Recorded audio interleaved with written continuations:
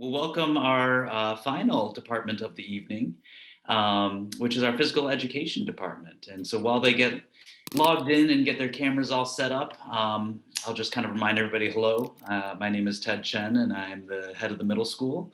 It's my third year at Catlin Gabel, and in this next session, you'll get to hear, excuse me, a little bit from our physical education department or PE department. And in this session, you'll hear them introduce themselves and share a little bit about their backgrounds and the courses that they teach. And they'll also kind of give an overview of the department, the philosophy, the curriculum, and the goals that we have for students who participate in physical education. And then provide a little bit of a snapshot, like what does it actually mean to be a PE student at Catlin Gabel, and why is it important? And then at the end, we'll have some time for questions and answers. So if you have any questions, please do put them in the chat. And when we get to that point, I will moderate whatever questions are in the chat. So without further ado, I want to hand the Zoom microphone over to our PE department. So PE, take it away. Hello, everyone. Good night. My name is Javier Duque. I'm one of the 3 PE teachers for the middle school. We have the privilege to teach the 3 grades, 6, 7, and 8th grade. I'm original from Ecuador. I moved here in 2012. I started working at Catlin as a coach in 2013. So this is my 9th year as a coach at Catlin. And this is my 8th year as a full-time PE teacher at Catlin Gabel. And I'm very excited to be here with you all tonight. Hello, everyone. I'm Caroline Austin. This is my 4th year with Catlin Gabel. I also originally started as a middle school cross-country coach, but then jumped into a number of things. I coach upper school JV girls basketball and upper school cross country and track and field. So I like athletics and I like moving. But I moved down after coaching at Seattle University about 3 years ago. And then this September joined the Catlin Gabel team and family as a faculty. So I'm really excited to get more integrated to the community, as it's been really fun to get to know people in a small way on the athletic side, but I'm enjoying getting to know the school and the students on the academic side as well. So thank you for welcoming me. And thank you, Caroline. I would like to add, we do have a 3rd teacher that could not be here tonight. Her name is Hedy Jackson. Lots of experience as a very successful tennis coach, lots of experience as a successful teacher as well. So yeah, I wanted to share that with you. I'll try to share my screen. Can everybody see my screen? Yes. Caroline, can you see my screen? Yes. Oh, fantastic. So we're gonna go ahead and start our presentation about physical education, what that means in the middle school, and how we do things around. So what are our goals? Basically, our goals are safety first. Absolutely having the students, allow the students to have a good experience and have fun.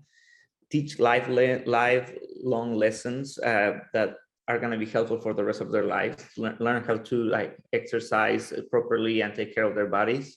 Try new things. We always encourage them to try new things, and maybe during that process they're going to discover something new. So we encourage them that all the time. And we always look forward to to have feedback from parents, from students, from our colleagues to improve our program. So those are some of our goals. Yeah, and the way that students can be prepared for our class to complete those goals is making sure, I'll jump down to the items first, but making sure they're coming to class in clothing that they're able to move comfortably and move freely in. And that looks a little bit different during a pandemic, since, as it states at the bottom of the slide there, that we're not able to have access to locker rooms.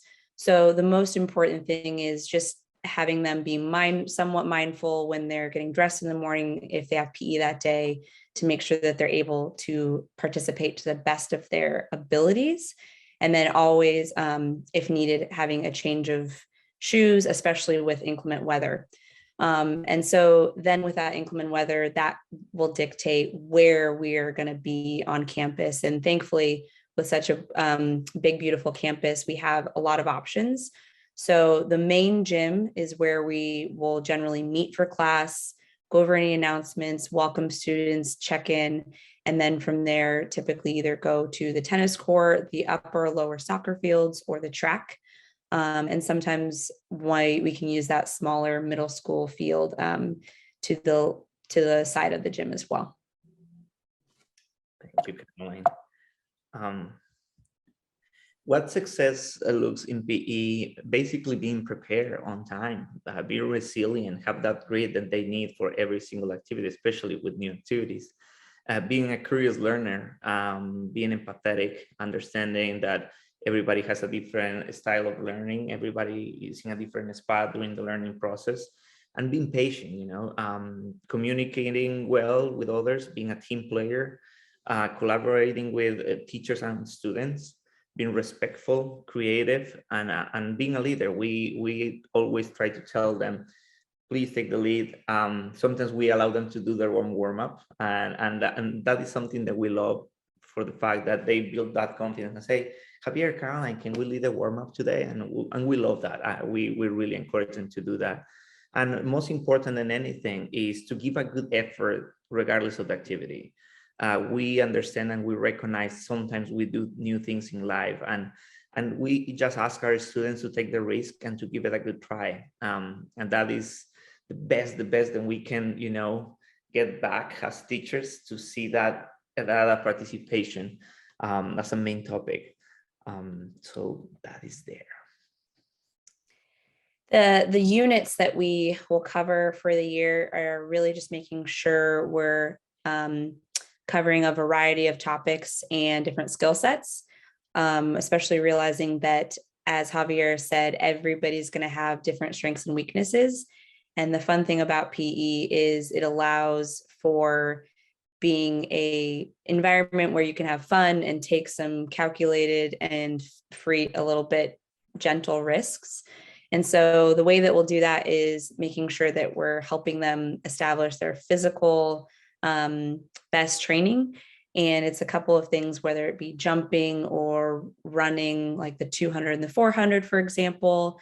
So that's a couple different ways that we do some of that physical testing, but then the different sport groups. So working through learning fundamental skills in the game of volleyball, soccer, basketball, team handball, badminton, and pickleball, which is just really fun because they learn those skills and then they get to put those to use as a team and get to see how they can apply those team working skills as part of that, those fundamentals as well. And then we'll move later to dance and track and field, which are some more individual style of activities, but still making sure that part of a team in that environment and learning to be respectful, as was mentioned earlier, of the fact that you can be part of a group in a respectful, collaborative way, while still focusing on putting forth your best effort as an individual. And that's really what funnels into, as we talk about the game, sports, and challenges. I think that thread kind of carries throughout all of these different units that we cover, because those life skills are really things that you can learn in sports in a fun way that you can take forward and have them carry over, whether it's a difficult life situation or I lost my train of thought, or if it's just that frustrated moment right then and there with the game. And we want to make sure that it's not just about sport as well. So doing items like yoga, aerobics, and then some other kind of station circuit type workouts throughout the year as well. Thank you, Caroline. And as you probably can see in the presentation, we do have those traditional sports, but also we do have new activities every year where we welcome new units, new ideas coming from parents, teachers, even students, right? We love the feedback. And we do believe that every background needs to be heard, and having those new activities. I'm talking about dancing. Perhaps I'll be teaching salsa, bachata, and merengue this year. And we have already a couple of parents who have volunteered to be mentors for some kind of dancing from other cultures. So we really love that. And that this is pretty unique because for kids who are like very engaged and do a lot of traditional sports, they also get, you know, a little to work a little bit of their comfort zone, and they get to see that experience of, oh, okay, this is new to me, I'm gonna give it a try, and I might find out and I like it. So that is pretty important. Unit info, we, as Caroline mentioned before, we practice skills and then we play. The way that we normally do this, we practice our skill and we build those skills for the first 2 weeks. Our units are a month long, and the first 2 weeks we practice those skills. Then the next 2 weeks we basically allow the students to play the game and get familiar with how they move around the court or around the field, practicing and you know, showing those skills that they have learned. Because of the pandemic, we're not doing this right now, but normally we invite parents to come to at the end of each unit to play with the kids. And it's a great opportunity for the Catlin community, the Catlin family to come and have a great time with the kids. But not just that, but also to see what the kids are learning, right? And to have that amazing moment. And sometimes we miss as parents that, oh, I'm working, my kid is at school. But we truly believe that these bring us together, and that is something we really value a lot. So yeah, we also do, you know, some games where they get to repeat those skills and those activities. So the new experimental units, with this, the cool thing about sport or movement and physical education is you get to think about things in a different set, because I think sitting in a more controlled environment where you're at a table or a desk and I have to think about this math equation, you get the opportunity to figure those problem solving skills at a little bit of a faster rate, but with the incorporation of physical. So the thing that I like about that is really utilizing wellness and movement and your cognition as part of an integral, kind of integrating those things together so that you can think about how you might learn and be able to apply, as we're saying, maybe some skills that you've learned either in your math or science class and how you can apply those in wellness. And so there's really a lot of crossover. And I think sometimes that gets maybe missed because it's easy to put, as we like to do as humans, put things in little boxes. But that's one thing that I think we've been really trying to incorporate, especially I've seen that with joining this team this year, that we're trying to have the students thinking about their movement and problem solving skills in a different way. And so as Javier said, of course, we're not able to have people come in, but I hope as a newer faculty, they'll be looking forward to having more parents come in and join us, because the community here and seeing that, I think, as I just wanted to echo what Javier said, I think is really pretty great to have those two combinations. Definitely. And I would like to add that for the fact that we share the building with athletics, sometimes we work together, we share spaces, we share equipment, and we're lucky enough, the two of us, to be teachers and coaches. So we get to see the kids from a different perspective when they are in a team and we're coaches, right? So we really value those opportunities, and we really appreciate, you know, the kids' perspective. So I just wanted to share that with you.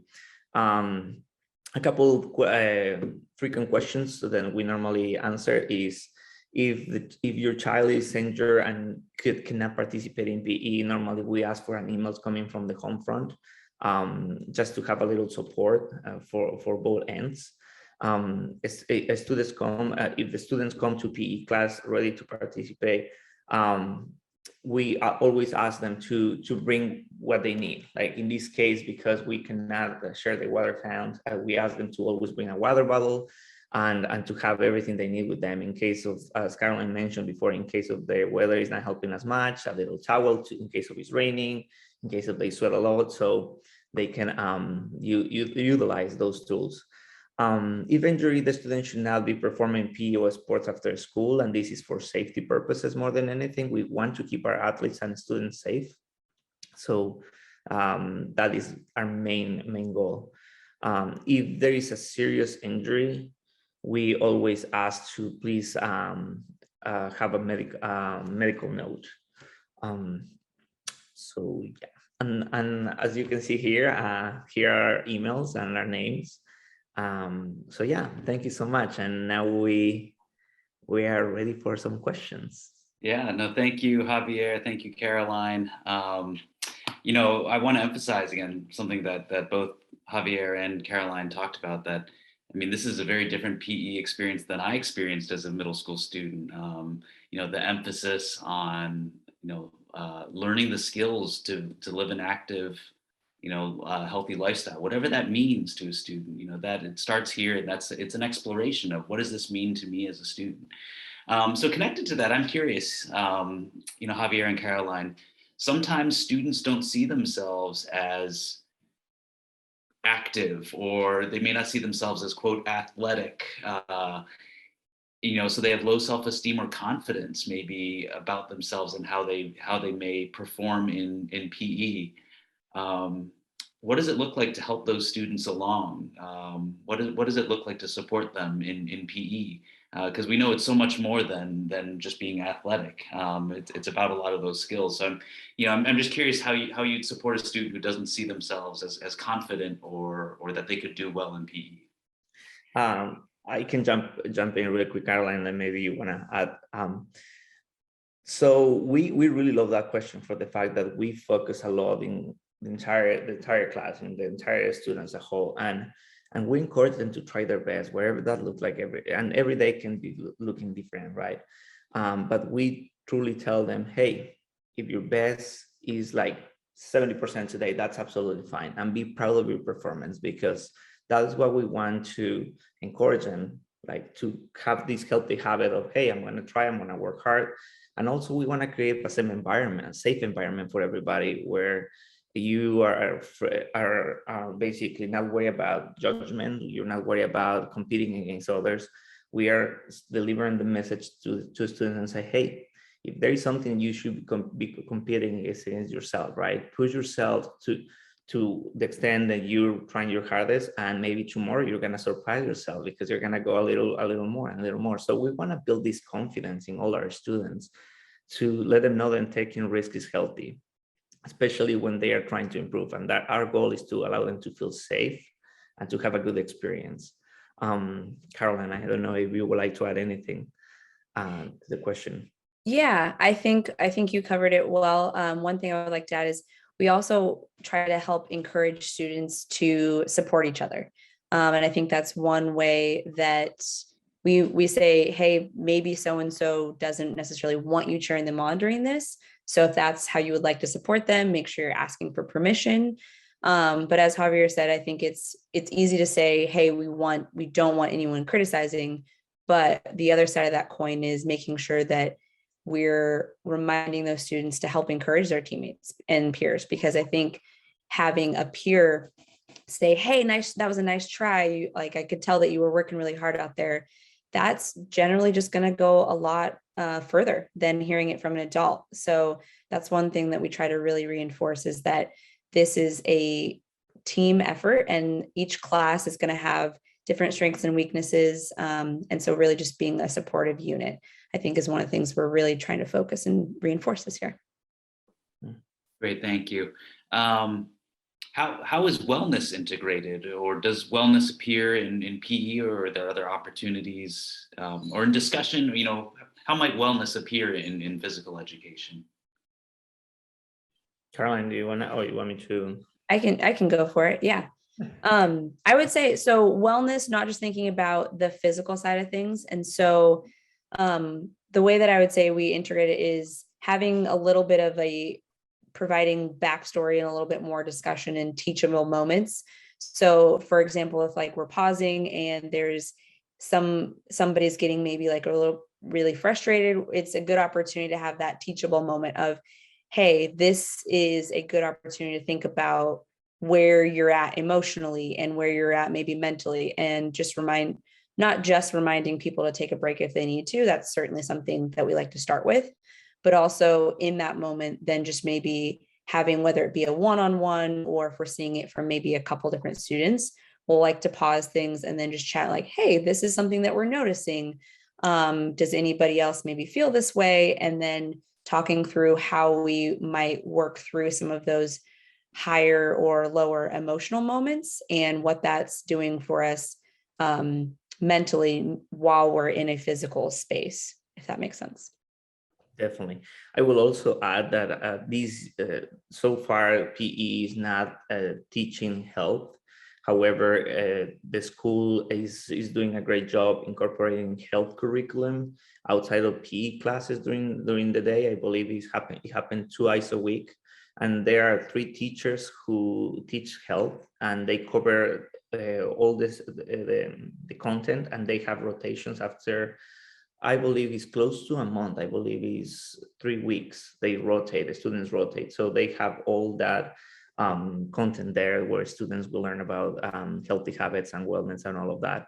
And as Caroline mentioned, we always try to encourage them to have healthy habits, right?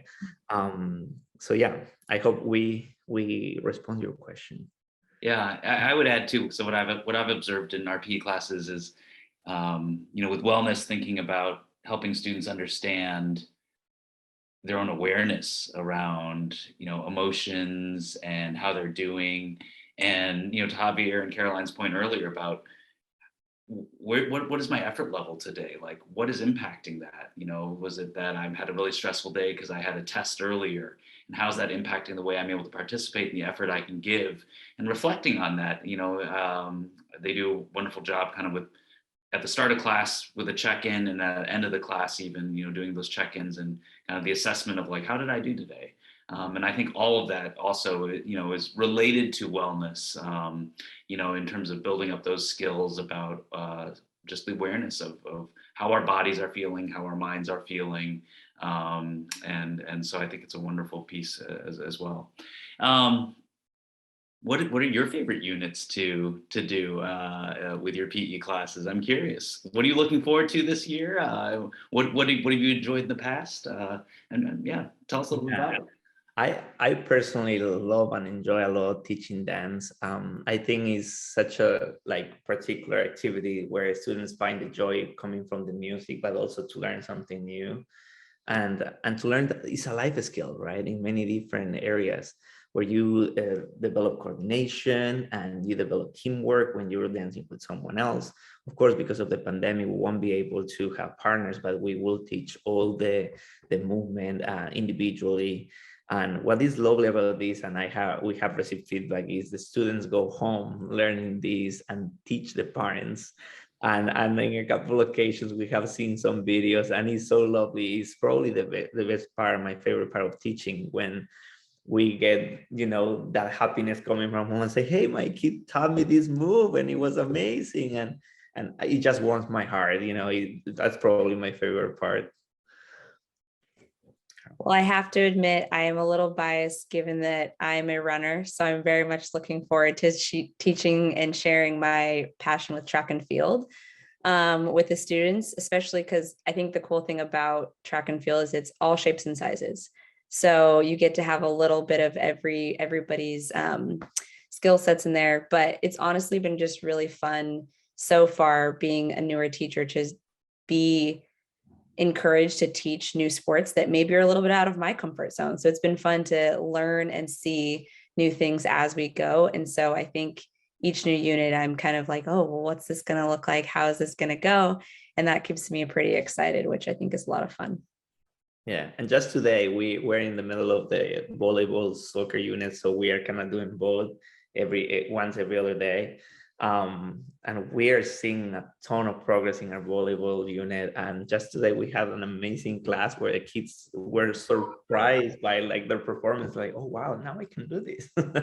So it's quite amazing. It's very, very cool to see that. Yeah, and actually, sorry, that just reminded me, Javier, we took a break and we did a little circuit workout. And it's been, I think both of us were a little bit, every time you get an organized workout, you don't necessarily know how kids at the middle school age are going to respond. But we heard several students saying, wow, that was a lot of fun. I really enjoyed that. I really, like, I learned, I kind of surprised myself. And that's music to our ears, just hearing that they're challenging themselves and realizing that they're more capable than maybe they were giving themselves credit for. So that was a really cool moment. That is wonderful. Yeah, seeing those moments where the students surprise themselves, and again, our PE program, so much of it is about how are you going to grow as an individual? How are you going to develop? And it's not about comparing yourself to somebody else or anything like that. It's about those personal bests and those personal records. So it's wonderful. I want to thank Javier and Caroline, our wonderful 2 out of our 3 wonderful PE team members. And I'm actually going to turn it over to Mary now. Thanks, Ted. Thanks, Javier. Thanks, Caroline. And thank you all for attending tonight's sessions. If you weren't able to see all of them, but you're interested, we will have them posted on our website, hopefully in the next week. If you're interested in learning more about Catlin Gables Middle School or about Catlin Gable as a whole, please consider registering for a tour. We're offering virtual tours over Zoom, as well as live on-campus tours. We're offering them during the school day. We won't be entering buildings, but we certainly will walk around the various learning spaces for middle schoolers. And then we are also offering some after school where we will actually be able to go into buildings. So consider signing up for those. They are optional, but they can be really helpful and informative. And then we're also offering student visits, half-day visits for middle school applicants. And you can do this at any point in the process of applying. I recommend people do it early in the process because it can be really informative and hopefully motivating for kids because they typically have a fun visit and a good day. And our student visits are like other schools would call them shadow days, right? So they will come on a specific day and they will have a host that is a Catlin Gable student, and they'll go to that host a couple of the classes in the morning of their host.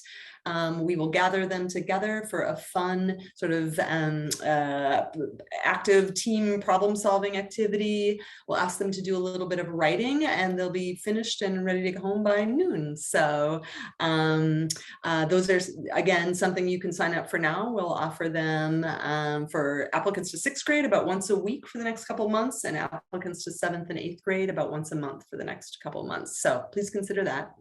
And of course, you can always reach out to me if you have any questions at any point. So with that, thank you, Ted, for moderating, and I hope you all have a wonderful evening. Yes, thanks, everybody. Good night.